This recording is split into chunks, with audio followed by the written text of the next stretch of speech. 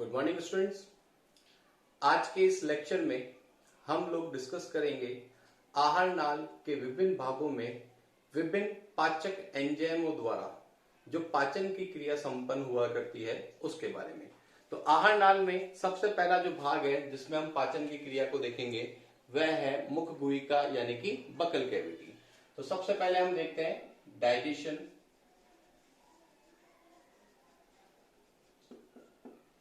इन buccal cavity.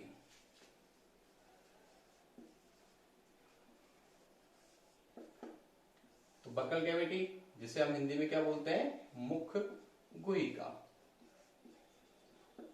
तो मुख गुहिका में अगर हम पाचन की बात करते हैं तो मुख गुहिका में पाचन दो प्रकार से संपन्न हुआ करता है।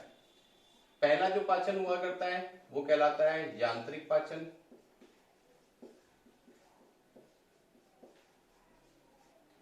यांत्रिक पाचन को अपन बोलते हैं मैकेनिकल डाइजेशन।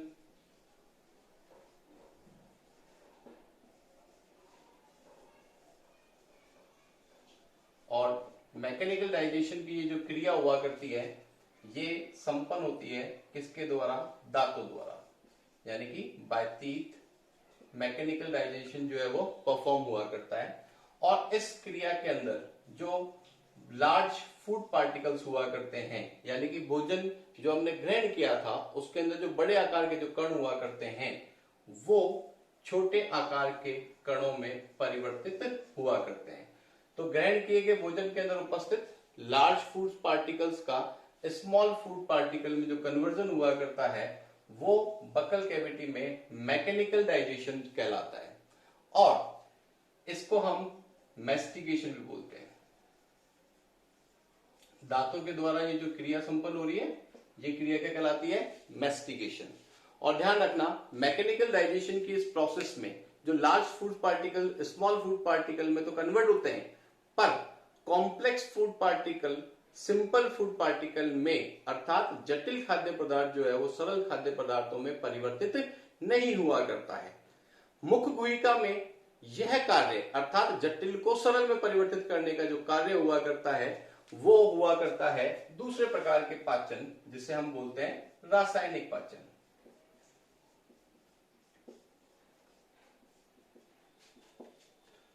रासायनिक पाचन यानी कि केमिकल डाइजेशन।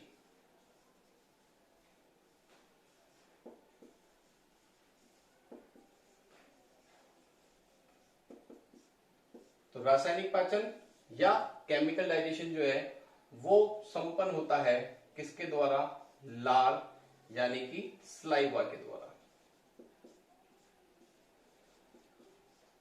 और लार का स्त्राव किसके द्वारा होता है, लार का स्त्राव हुआ करता है लार ग्रंथियों द्वारा।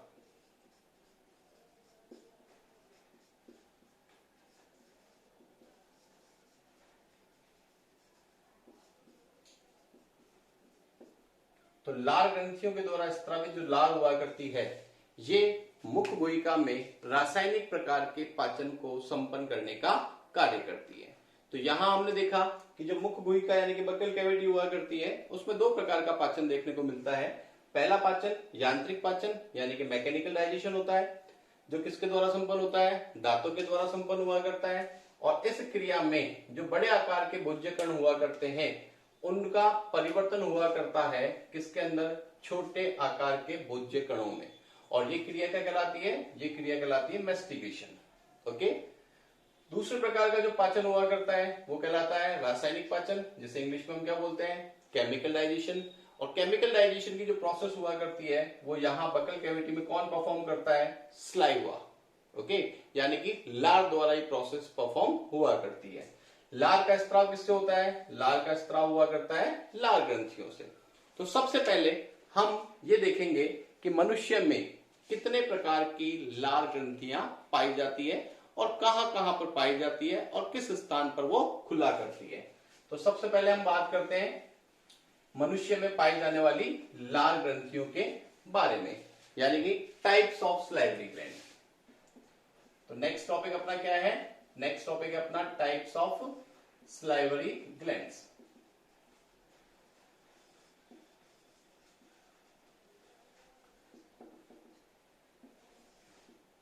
ओके, तो सलाइवरी ग्लैंड्स के अगर टाइप्स की अपन बात करते हैं तो सबसे पहली जो सलाइवरी ग्लैंड हमारे पास आती है वो आती है पैरोटिड ग्लैंड। कौन सी आती है? पैरोटिड। ओके, ये पैरोटिड का जो ग्लैंड हुआ करती है कहां पाई जाती है?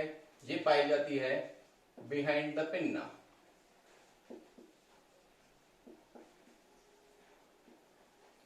पिन्ना का मतलब क्या होता है? पिन्ना का मतलब होता है एक्सटर्नल ईयर। एक्सटर्नल ईयर का मतलब क्या हो गया? बाह्य कर्ण। तो बाह्य कर्ण के ठीक पीछे की ओर कौन सी ग्लैंड हुआ करती है? पैरोटिड ग्लैंड हुआ करती है। इनकी संख्या कितनी हुआ करती है? अगर इसके नंबर की अगर अपन बात करते हैं तो इसका नंबर कितना होता है? इसका नंबर हुआ करता है 1 पेयर। ओके, क्योंकि सलाइवरी ग्लैंड जो है वो एक बहिस्त्रावी ग्रंथि हुआ करती है। तो पैरोटिड भी जो है वो कौन से प्रकार की ग्रंथि हुआ करती है? पैरोटिड भी बहिस्त्रावी ग्रंथि हुआ करती है। और आप जानते हैं बहिस्त्रावी प्रकार की जो ग्रंथियां हुआ करती है वो सदैव अपने स्त्राव किसी नलिकाओं के माध्यम से एक स्थान से दूसरे स्थान पर लेकर जाने का कार्य करती है। तो यहां पर स्टेंसन डक्ट हुआ करती है। कौन सी डक्ट है? स्टेंसन डक्ट हुआ करती है, यानी कि नलिका जो है उसका नाम क्या है? स्टेंसन। और ये इस स्टेंसन डक्ट के द्वारा ये जो पैरोटिड ग्लैंड हुआ करती है ये अपने स्त्रावों को अपर जॉस के जो इंसिजर टीथ हुआ करते हैं वहां पर खोलने का या स्त्रावित करने का कार्य करती है। तो अपर इंसिजर जो टीथ हुआ करते हैं, यानी कि इंसिजर टीथ को अपन क्या बोलते हैं? इंसिजर टीथ को अपन बोलते हैं कृंतक दंत। तो ऊपरी जबड़े के जो कृंतक दंत हुआ करते हैं वहां पर स्टेंसन डक्ट द्वारा कौन खुलती है? पैरोटिड ग्लैंड खुलती है, जो कहां उपस्थित हुआ करती है? जो उपस्थित हुआ करती है पिन्ना यानी कि एक्सटर्नल ईयर के पीछे की ओर हुआ करती है। संख्या में कितनी होती है? एक जोड़ी, यानी कि 2 हुआ करती है। ओके, दूसरी जो ग्लैंड हमारे पास हुआ करती है वो हुआ करती है सब मैंडिबुलर ग्लैंड। तो दूसरी ग्लैंड कौन सी है? सब मैंडिबुलर ग्लैंड।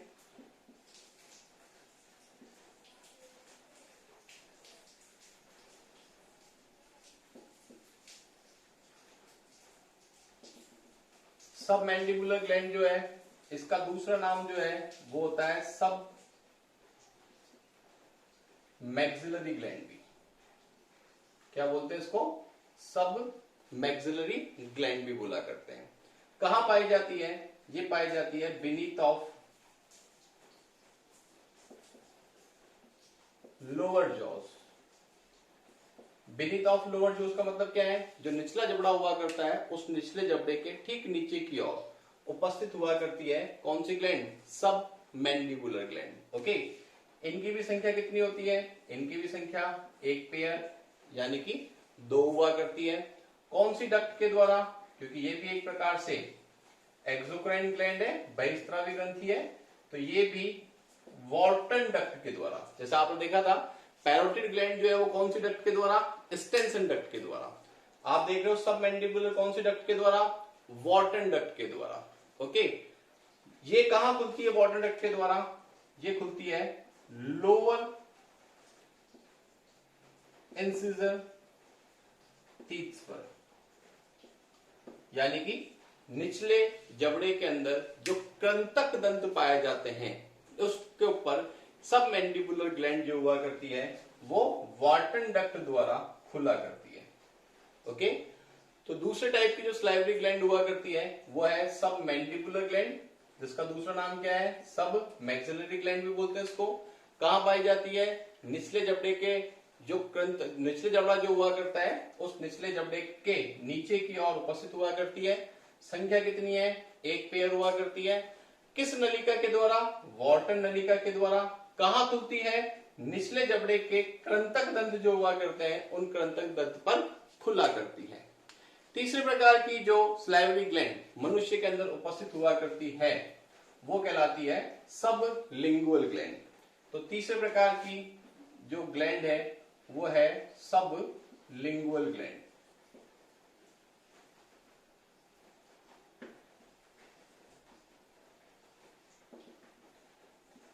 ये भी संख्या के अंदर एक पेयर उपस्थित हुआ करती है, वन पेयर यानी कि दो उपस्थित हुआ करती है।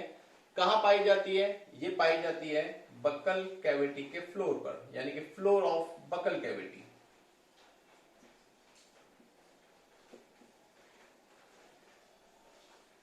बक्कल कैविटी के फर्श के ऊपर पाई जाती है। कहां खुलती है? ये खुलती है टंग पर।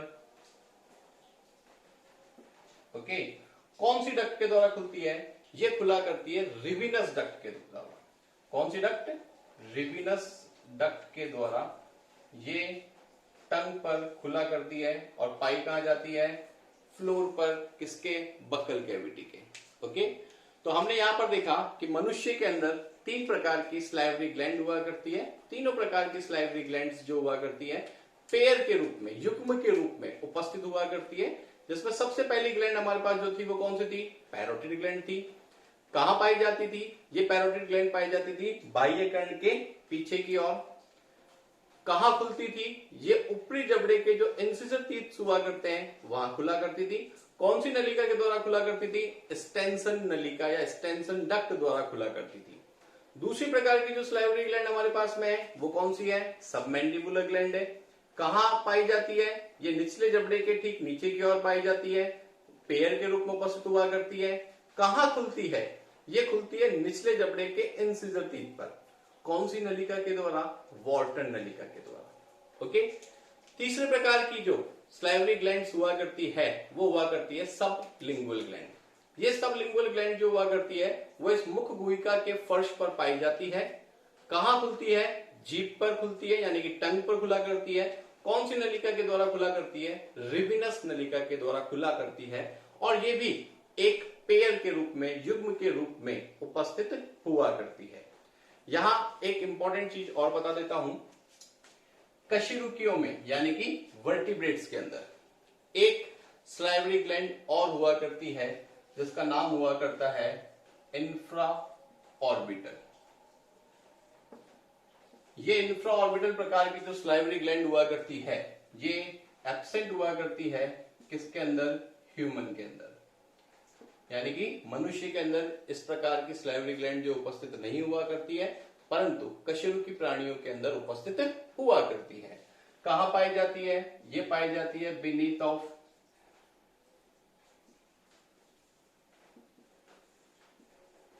आई ऑर्बिट्स। आई ऑर्बिट का मतलब क्या होता है? आई ऑर्बिट का मतलब होता है नेत्र गोलक। तो नेत्र गोलक के ठीक नीचे की ओर उपस्थित होती है कौन? Infra orbital. ये जो नेत्र गोलक हुआ करते हैं इनके नीचे की ओर उपस्थित हुआ करती है कौन सी वाली ग्लैंड? इंफ्रा ऑर्बिटल प्रकार की स्लाइवरी ग्लैंड, जो कि मनुष्य में पर अनुपस्थित हुआ करती है। और ये जो है वो अपर जॉस के जो मोलर टीथ हुआ करते हैं वहां पर खुला करती है। तो अपर जॉस के कौन से टीथ? मोलर टीथ, जिनको अपन हिंदी में क्या बोलते हैं? चवर्णक दंत। तो इन चवर्णक दंत पर ऊपरी जबड़े के ये खुला करती है। तो इस प्रकार कशेरुकियों में 4 प्रकार की, परंतु मनुष्य में 3 प्रकार की स्लाइवरी ग्लैंड्स जो है वो उपस्थित हुआ करती है। और इनके द्वारा स्त्रावित जो तरल हुआ करता है वो सामूहिक रूप से स्लाइवा यानी कि लार कहलाता है। ओके, इसके बाद हम देखते हैं लार का कंपोजिशन। कंपोजिशन का मतलब होता है संगठन, अर्थात लार के अंदर क्या क्या उपस्थित हुआ करते हैं। तो नेक्स्ट हम देखते हैं कंपोजिशन ऑफ स्लाइवा।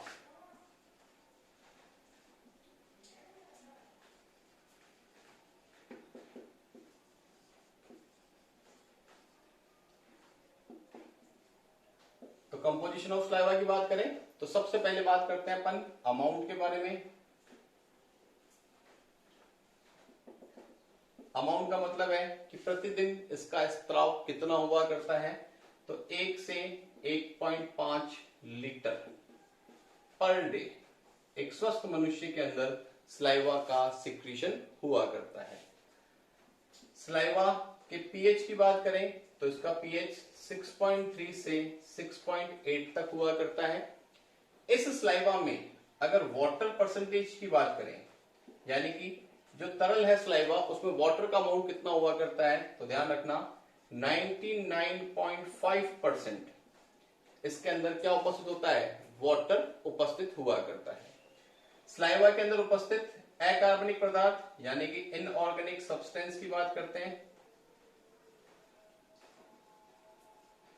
यानी कि अकार्बनिक पदार्थों की अगर अपन बात करते हैं तो इसके अंदर जैसे सोडियम क्लोराइड, पोटेशियम क्लोराइड, है ना, HPO4 आदि अकार्बनिक पदार्थों के तौर पर उपस्थित हुआ करते हैं।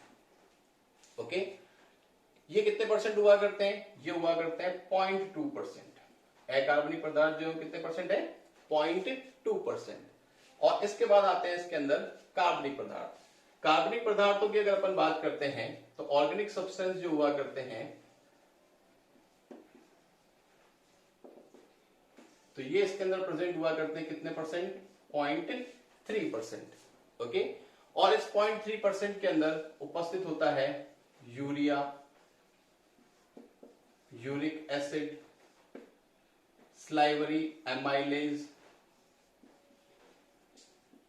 Lingual lipase,